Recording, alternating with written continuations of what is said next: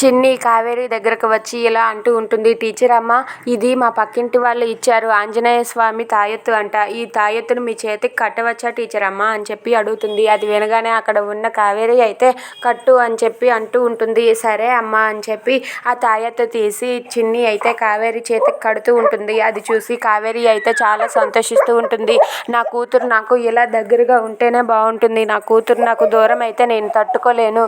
నా కూతుర్ని నేను అమ్మ అని పిలిపించుకోకపోయినా పర్వాలేదు, కానీ నా కూతుర్ని నేను దూరంగా ఉండలేను, నా కూతురికి నేను దూరంగా ఉండలేనని చెప్పి అనుకుంటూ ఉంటుంది. ఇక చిన్ని అయితే తాయెత్తు కట్టేశాక చిన్నికి అయితే ముద్దు పెడుతుంది. దాంతో చిన్ని చాలా సంతోషిస్తుంది.